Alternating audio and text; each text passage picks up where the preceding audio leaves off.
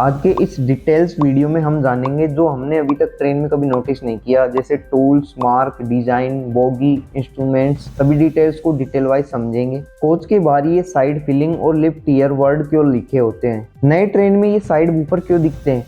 काफी बार इन ट्रेन में डिब्बों पर पीली पट्टी नजर आती है। ट्रेन में लगी हुई ये जाली क्या होती है और ये क्या काम आती है? काफी बार लोग मानते हैं इस जाली का उपयोग अनाउंसमेंट करने के लिए किया जाता है। ट्रेन का एसी कितने टन का होता है? ट्रेन में स्पू कपलिंग की चेंज सीबीसी कपलिंग में क्यों की जाती है? लंबी दूरी की ट्रेन में पेंट्री कार होती है जिसे खाना बनाया जाता है और यात्रियों को सर्व किया जाता है।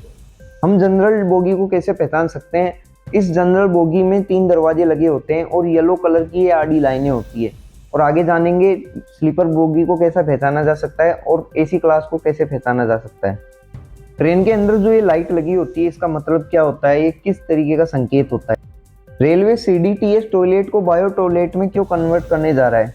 आइए जानते हैं, सभी को डिटेल वाइज समझते हैं।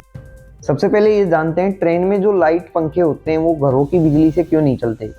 क्योंकि इसका कारण होता है इन पंखों को, लाइटों को ट्रेनों में चोरी से बचाने के लिए इनमें इलेक्ट्रॉनिक सप्लाई को चेंज कर दिया जाता है। हमारे सभी घरों में 220 वोल्ट की एसी करंट की सप्लाई दी जाती है। घरों में लाइट कट जाने पर डीसी को यूज किया जाता है। डीसी को समझा जाए तो हम इसे इस तरीके से समझ सकते हैं, जैसे इन्वर्टर का यूज किया जाना, विद्युत जनरेटर का यूज किया जाना। घरों में डीसी 5 से 12 तक यूज की जाती है। इसको रेलवे ने आसानी से समझा। इन लाइट पंखों को 110 वोल्ट की डीसी सप्लाई से बनाया गया। इन 110 वोल्ट सप्लाई वाले उपकरणों को चोरी के बाद भी यूज नहीं किया जा सकता, क्योंकि घरों में 220 वोल्ट की एसी सप्लाई यूज की जाती है। ये 110 वोल्ट डीसी ट्रेन के नीचे लगी हुई बैटरी बॉक्स से सप्लाई की जाती है। इन ट्रेनों में जो बैटरी की सप्लाई आती है इसे देखने के लिए ट्रेन में ऊपर की ओर बॉक्स लगाए जाते हैं, जिसे आप आसानी से ऊपर के साइड देख सकते हैं। येलो पॉइंट चार्जिंग मोड को दर्शाता है, रेड पॉइंट बैटरी डाउन को दर्शाता है और ग्रीन पॉइंट चार्जिंग को दर्शाता है। आपने ट्रेन में पायदान यूज किए होंगे उतरने और चढ़ने के लिए, जिसमें एक साइड फीलिंग रहता है, दूसरी साइड लिफ्ट ईयर होता है।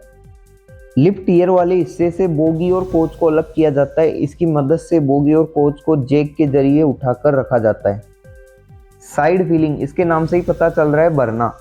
टैंक में पानी भरने के लिए ये रास्ता होता है। ट्रेन में ये पानी वाले स्टेशन सिर्फ बड़े स्टेशनों पर ही होते हैं। इसका मेन रीजन होता है ट्रेन में स्टेशन पर ज़्यादा टाइम रुक नहीं पाती। दूसरा कारण होता है कोच में 4 टंकियां होती है। इतनी लंबी ट्रेन को भरने के लिए लंबे स्टेशन की जरूरत पड़ती है। इन टंकियों को भरने के लिए काफ़ी समय लगता है। एक टंकी में क्षमता होती है 500 लीटर की, इसे भरने के लिए 20 मिनट लगती है। एसी वाले कोच में वाटर टैंक नीचे की ओर रहता है। एक कोच में 2 एसी लगी होती है। एक एसी की क्षमता 60 टन होती है। इनमें 415 वोल्ट की 3 फेज की सप्लाई की जाती है। हम जनरल बोगी को कैसे पहचान सकते हैं? इनमें 3 दरवाजे होते हैं और येलो कलर की इन लाइन को दर्शाया जाता है। इसमें काफ़ी खतरनाक भीड़ होती है। जनरल बोगी को शुरुआत में और लास्ट में लगाया जाता है।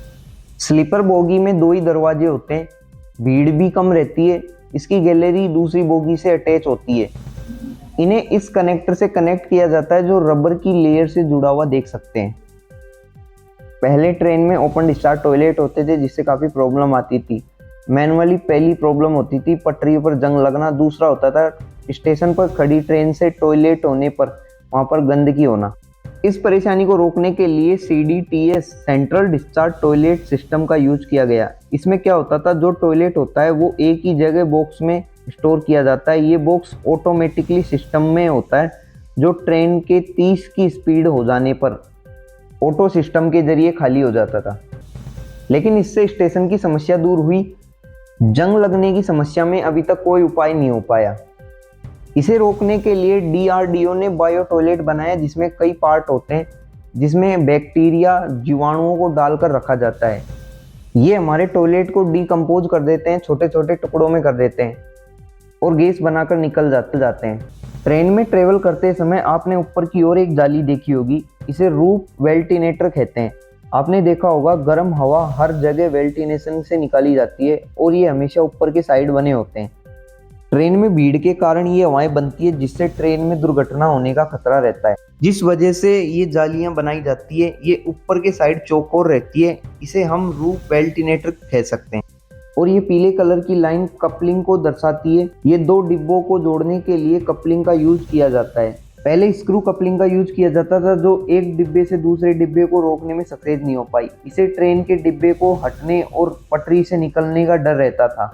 इसको रोकने के लिए साइड बफर लगाए जाते हैं जो चुंबकीय और स्प्रिंग की मदद से एक दूसरे को रोक लेते हैं।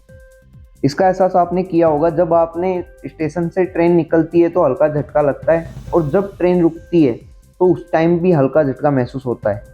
इसमें लोहे की खपत ज़्यादा होने से उसे सीबीसी में चेंज कर दिया गया जिसे सेंटर बफर कपलिंग कहते हैं। इसमें ही कपलिंग और स्प्रिंग दोनों एक साथ होते हैं जो शॉकर का वर्क करते हैं। अब हम बात करते हैं, आपने इन डिब्बों पर ये नंबर देखे होंगे। इनमें जो शुरुआती नंबर 04 दिखाई दे रहा है वो साल को दर्शाता है। जो 3 डिजिट नंबर 052 है वो बोगी को दर्शाता है। इसमें 1 से 200 तक के जो नंबर होते हैं वो एसी कोच को दर्शाते हैं। इसमें 04 यानी 2004 का ये डिब्बा है और 052 एसी कोच को दर्शाता है। स्लीपर बोगी में 200 से 400 तक के नंबर होते हैं। जैसा कि आपको दिखाई दे रहा है 2013 जो 2 डिजिट नंबर है वो साल को दर्शाया गया और 328 नंबर जो बोगी को दर्शाते हैं। आपको 400 से लेकर 600 के नंबर जनरल डिब्बे के मिलेंगे, जैसा कि इसमें 505 जो जनरल डिब्बे का नंबर है। चेयर कार बॉडी में 600 से 700 तक नंबर दर्शाए गए हैं। चेयर कार बोगी में काफ़ी ज़्यादा सीटों को दर्शाया जाता है। इनके नंबर 600 से 700 तक होते हैं। 700 से लेकर 800 तक नंबर सिटिंग कैम लगेज को दर्शाते हैं। इसमें वो डिब्बे आते हैं जो विकलांगों को ले जाते हैं, क्योंकि इनके लिए आरामदायक डिब्बे होने ज़रूरी है। 800 से ऊपर या तो पेंट्री कार या चिट्ठी डाक या जनरेटर कार होते हैं। इनमें ज़्यादातर लोडिंग वाहनों का भी उपयोग किया जाता है। ट्रेन में जो लास्ट में जो क्रॉस होता है वो ट्रेन निकल गई उसका संकेत दर्शाता है। ये लाइट ऑन ऑफ रहती है जिससे आने वाली पिछली ट्रेनों को संकेत मिलता रहता है।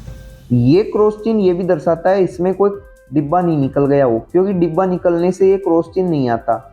आगे आने वाले वीडियो में आपको ट्रेन से जुड़ी और महत्वपूर्ण जानकारी मिलेगी। अगर आपको ये वीडियो पसंद आया हो और इससे जुड़ा हुआ कोई सवाल हो तो प्लीज़ कमेंट बॉक्स में बताइएगा।